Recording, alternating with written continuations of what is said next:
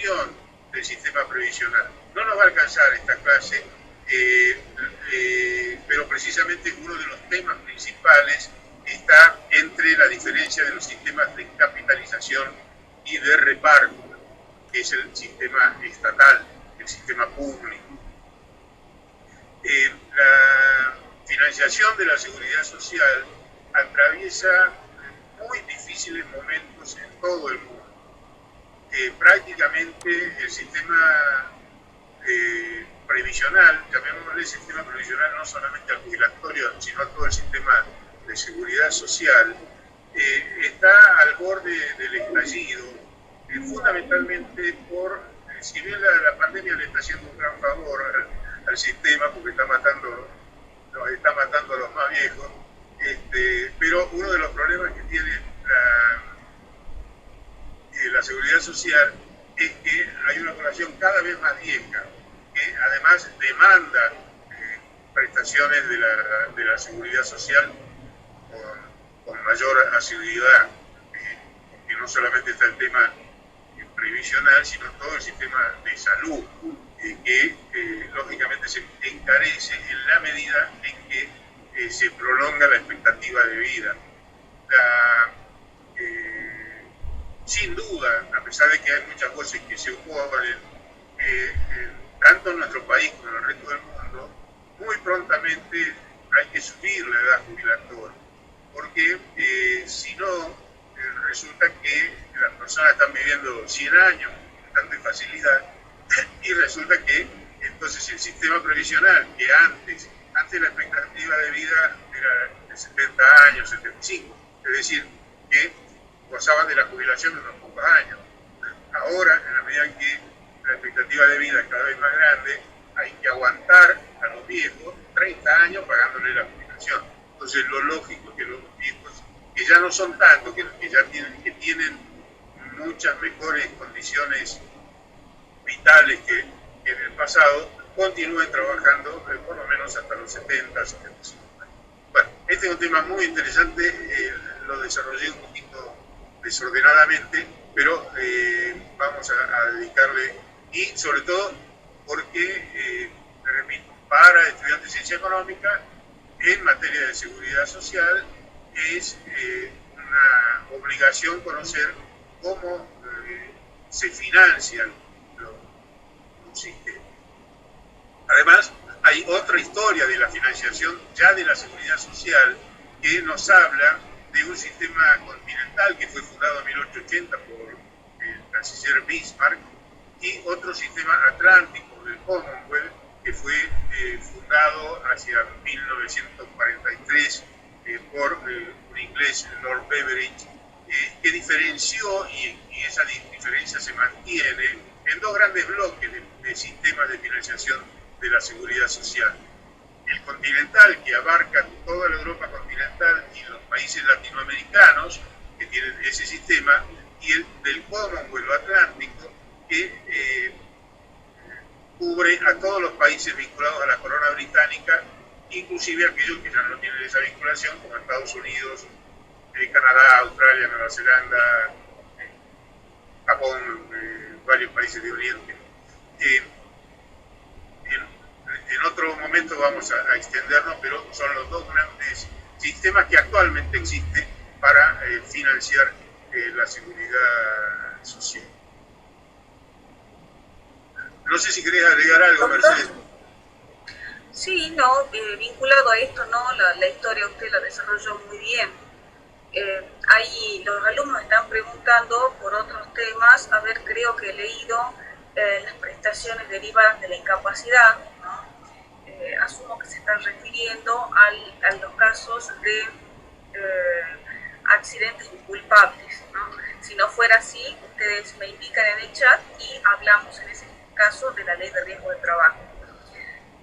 Respecto de la incapacidad con la que queda el trabajador, incapacidad sobreviviente después de producido un accidente o una enfermedad inculpable, ¿no? Son varias los supuestos que se pueden generar. Antes que nada, me gustaría hablarles un poco de esta denominación que la ley utiliza al referirse a estas enfermedades que no son las profesionales, ¿no? la ley habla de inculpables para referirse a que el trabajador no tiene la culpa, es decir, estrictamente hablando, inculpable querría decir que el trabajador no asume ninguna responsabilidad en la producción de esa enfermedad. Esto es bastante criticado en la doctrina porque no es previsible, ¿no?, que el trabajador se enferme o tenga un accidente con su voluntad o con su negligencia. Entonces, parte de la doctrina procura, le da una denominación distinta, que son las enfermedades o accidentes no profesionales, ¿no? Y esto queda entonces opuesto a los accidentes profesionales, que son los que rige la ley de riesgo de trabajo. Entonces, este instituto de los accidentes o enfermedades no profesionales se encuentra regulado a partir del artículo 208 de la ley de contrato de trabajo. En lo que se vincula específicamente a la incapacidad, está previsto sobre todo en el artículo 212. Entonces, transcurrido, si hiciéramos una línea de tiempo, veríamos que el trabajador tiene un plazo durante el cual la licencia médica está remunerada, está pagada, no es directamente una remuneración, y hay un plazo durante el que se le va a respetar su trabajo. ¿Me escuchan bien? Disculpen, yo escucho un ruido increíble, no sé si tiene que ver con el volumen del celular. Doctor, ¿usted me escucha bien? Bueno, seguimos. Entiendo que me están escuchando bien. Entonces, lo que les decía recién era que terminado el periodo de licencia paga, sobreviene el periodo de conservación de puesto, durante el cual el empleado no percibe ninguna remuneración. Bueno, gracias por aclarar, Sara. No percibe ninguna remuneración el trabajador, sino que simplemente la relación de trabajo se mantiene en una suerte de periodo de latencia, durante el cual no hay prestaciones de ninguna de las dos partes. Bien, agotado ese periodo de reserva de puesto de trabajo, o incluso antes de la conclusión de este año, ese es el tiempo que el empleador tiene la obligación de guardarle el lugar de trabajo al empleado, puede el trabajador ya tener el alta frente a esta contingencia que fue la incapacidad, que fue el accidente o la enfermedad. Entonces, si el trabajador ya tiene el alta y de esa alta resulta que no hay ninguna incapacidad sobreviniente, bueno, no debería pasar nada extraño en la relación de trabajo, sino que se retoma de acuerdo a la forma y a los términos en que se venía previamente desarrollando, previamente al accidente. Entonces, vuelve a su lugar de trabajo, vuelve a su remuneración y todo en orden. Existe otra posibilidad, que es que al trabajador se le determine el nivel de incapacidad, ¿no? Frente a esa nueva capacidad que tiene, digamos, si fuera una incapacidad muy leve, por ejemplo un 3%, bueno, es muy probable que vuelva a su lugar de trabajo igualmente. Ahora, el problema es cuando se le determina un grado de incapacidad que le imposibilita cumplir las funciones que él venía cumpliendo. Les recuerdo que estamos hablando de accidentes o enfermedades que no son profesionales, ¿sí? Entonces, si tiene una incapacidad que le impide volver a su lugar o a sus funciones habituales, el empleador se encuentra con un inconveniente que consiste en que le va a tener que dar funciones acordes a su nueva capacidad, ¿no?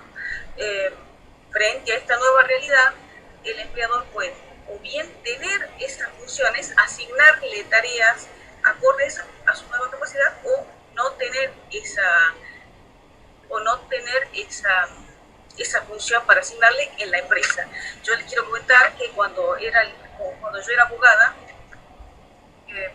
tuve que defender la situación de un señor que, siendo colectivero, se encontraba manejando el coche de noche y entró un ladrón en un momento en que todavía no existía Saeta, que es la recaudación por tarjeta, o sea, ya no había en ese caso esta forma mucho más segura de manejarse con el tema de los pasajes, y le robó la recaudación. En realidad no le hizo nada al chofer, a este señor, pero entró con un arma, lo amenazó a él y lo amenazó a todos los pasajeros.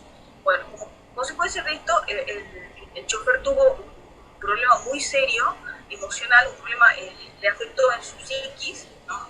Y quedó para siempre un poco comprometido su equilibrio para seguir como chofer, ¿no?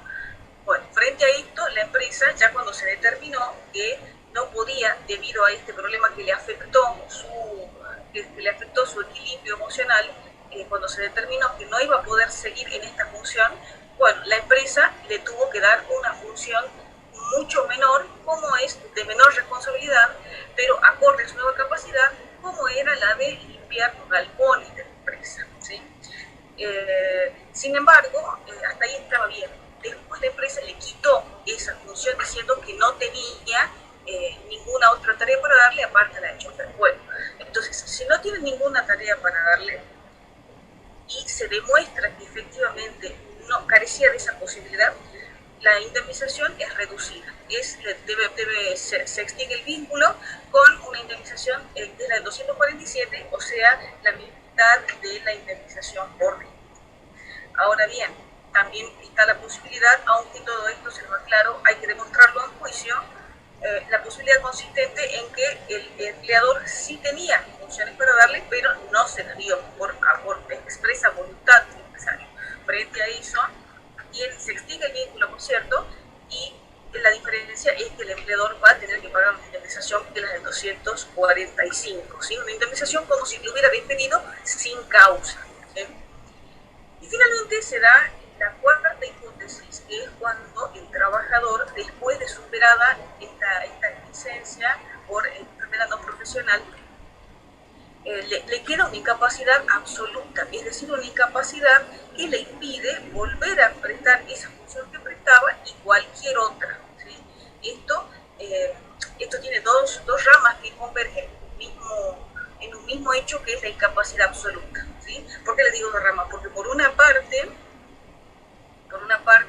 se genera la necesidad de concluir el vínculo de la relación individual de trabajo. ¿Por qué? Porque simplemente hay una imposibilidad de que el trabajador siga prestando servicios debido a su propio estado de salud. Entonces, frente a esto, determinada la incapacidad, se extingue el vínculo y el empleador tiene que pagar una indemnización como si fuera la del 245 del contrato de trabajo.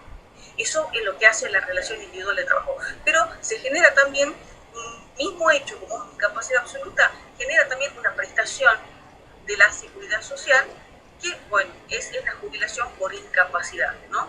Son totalmente compatibles una con la otra, pero les quiero aclarar que para que se pueda exigir esta indemnización por incapacidad absoluta, es necesario que quede explicitado que la incapacidad se generó durante la vigencia del vínculo de trabajo, ¿sí? Y esto se los digo porque es muy frecuente que se genere la indemnización, pero que no se notifique de esta circunstancia al empleador, ¿sí? Entonces, se tiene que dar durante la vigencia de la relación de trabajo la incapacidad y que el empleador esté en conocimiento efectivo de la existencia de esta incapacidad, ¿no? Así las cosas, cumplidas estas condiciones, muy bien, se extingue el vínculo de la relación de trabajo y es exigible por el trabajador la indemnización del 245. Fíjense ustedes que este instituto, es decir, la indemnización derivada de la incapacidad absoluta por una enfermedad no profesional o accidente no profesional, es como paradigmático o elocuente de lo que es el derecho del trabajo, ¿no? Porque tengan ustedes presente que no hay ninguna responsabilidad del empleador en el hecho que un trabajador haya tenido un accidente, no sé, jugando con sus hijos al básquet un domingo a la tarde, ¿no? No hay ninguna responsabilidad de eso por parte del empleador, no obstante lo cual tiene prestaciones a las que tiene que hacer frente, el pago de lo que equivale a la remuneración durante el tiempo de la licencia, y debe hacerse cargo de también una indemnización derivada de algo en lo que no hubo intervención del empleador, ¿no? Entonces, esto como algo, como un dato importante para ustedes tengan en cuenta que no siempre en el derecho del trabajo está la estructura lógica del derecho privado, ¿no? La estructura civilista. En este caso no hay ninguna prestación por parte del trabajador, ni hay ninguna responsabilidad en el acaecimiento del hecho por parte del empleador, no obstante lo cual, este último, el empresario se tiene que hacer cargo de la suma que sustituye la remuneración durante la vigencia de la licencia y por otra parte la indemnización para el supuesto en que quede el trabajador una incapacidad absoluta, ¿no? Bueno, creo que estaban haciendo también preguntas respecto del fondo, no sé si está claro, señores, lo que preguntaron respecto de eso. Ajá, lo que estoy viendo es certificado médico. A ver, esta es una, respecto de esto, ya que estamos hablando de enfermedades inculpables, el artículo 210 de la Ley de Contrato de Trabajo menciona que el trabajador tiene que hacer conocer al empleador que va a ser imposible durante la jornada misma en que empieza la incapacidad concurrir a su lugar de trabajo. O en otros términos, tiene que hacer conocer su ausencia por motivo de enfermedad el trabajador en el primer día en que no va a poder comparecer, ¿no? Y también regula esa misma norma que el empleador tiene la potestad de controlar el estado de salud de su trabajador, ¿no? Es bastante usual que en las empresas el trabajador presente el certificado médico extendido por su propio profesional, su clínico o el especialista que sea, ¿no? Es usual y es como una costumbre. Recuerden ustedes que la costumbre es también una fuente de derecho, ¿no? Pero no está de más aclarar que, como dice el compañero, si no leí mal en la pregunta, no hay ninguna norma que prevea específicamente el deber del trabajador de presentar ese certificado médico. Es usual que así sea porque es cómodo para el trabajador que se supone que está pidiendo una real licencia, una licencia por una real imposibilidad de... Esto implica que fue al médico o irá al médico durante su primer día de inconcurrencia al lugar de trabajo y el médico, su propio médico, le va a dar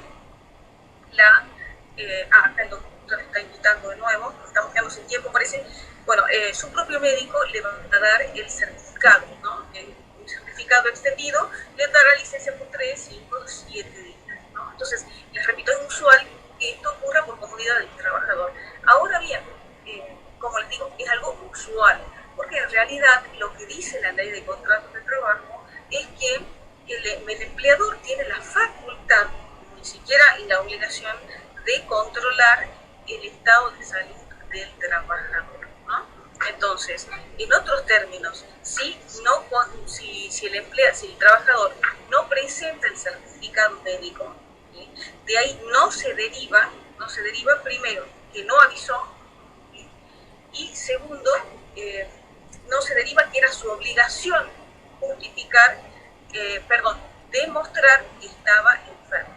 Entonces, en pocas palabras, es el empleador el que tiene el interés en controlar la salud del trabajador, ¿no? Un dato importante vinculado con esto está dado en que si el trabajador no hace conocer que va a ausentarse de su lugar de trabajo por este motivo, ¿cuál va a ser la consecuencia? Y bueno, que se va a tener como una falta injustificada y como consecuencia de eso va a haber una repercusión en su remuneración, ya sea que le descuenten el día solamente o el día más presentismo. Esto depende un poco de qué convenio colectivo se aplique, porque algunos convenios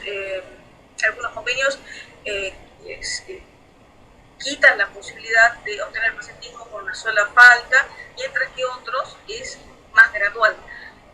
A las dos faltas, por ejemplo, hasta las 3 faltas es un 40% menos, hasta las 5 un 30%, y bueno, ya después de las 5 se quita totalmente, se elimina la posibilidad de este ítem que es el presentismo. No sé si con esto les he dado alguna respuesta de lo que estaban preguntando. Veamos qué más. Bueno, lo último, hay otras preguntas, pero empecemos por las últimas. ¿Me puede explicar el principio de libertad y el principio de progresividad? El principio de libertad, bueno, tiene que ver más bien con el derecho penal, ¿no? Supongo que se está refiriendo a eso el compañero o la compañera. Tiene su origen en la doctrina penal y consiste en que nadie es considerado, no sé si se está refiriendo a eso el alumno, nadie es considerado culpable hasta la sentencia condenatoria en ese sentido, no sé si se está refiriendo a eso. Creo que en realidad el principio de progresividad es el que más se vincula con nuestra materia, específicamente lo que hace los derechos sociales, ¿no? Este principio está fuertemente arraigado en tratados internacionales, muchos de los enumerados en el inciso 22 del artículo 75 de la Constitución Nacional, y consiste esencialmente en que los beneficios, les repito, sobre todo en materia de seguridad social, que se va concediendo al individuo, principio de primacía de la realidad. Bueno, si les parece, termino de hablar del principio de progresividad. Esencialmente consiste en que los beneficios derivados de esta rama del derecho que se le va otorgando al individuo, bueno, son adquiridos, y si va a haber modificaciones en ese beneficio de la seguridad social que se le otorgue al individuo, bueno, va a ser una modificación siempre a favor del trabajador, ¿sí? Nunca impeius. Impeius quiere decir una situación peor a aquella en la que se encontraba iba a decir el trabajador, pero en realidad la seguridad social abarca a todos los individuos, ¿no? A todos los individuos de la sociedad. Entonces, en eso consiste esencialmente el principio de progresividad, en reivindicar derechos siempre de mayor envergadura para el. Ahora, el principio de primacía de la realidad es una creación de la doctrina que viene a cumplir una función esencialmente intuitiva, como la mayor parte de la filosofía del derecho del trabajo. Consiste esencialmente en postular que se va a tener en cuenta en lo que es la realidad del contrato de trabajo por encima de lo que surge de los instrumentos o de los documentos que se van a acompañar seguramente al proceso. El empleador es titular no solamente de los medios, no solamente es titular de la organización de los medios materiales y inmateriales, sino que debido a su posición social está muy bien asesorado, sea por contadores, sea por abogados, el empleador. Y la defraudación que en general hay en esta materia deriva de los altos costos laborales que existen en nuestro país. Esto lleva a los empleadores a distintas formas de fraude. Uno de ellos es, por ejemplo, instrumentar un contrato como si fuera de derecho privado, cuando en realidad lo que está ejecutando la persona que presta el servicio son prestaciones bajo relación de dependencia o subordinación. Esto implica que está regida por la ley de contrato de trabajo en los hechos, pero en un contrato que a lo mejor quiso firmar al trabajador. Va a cortar en 30 segundos. Yo la puse para que sí, hagamos una nueva reunión enseguida. Recuerden las preguntas que han formulado, las que han quedado pendientes.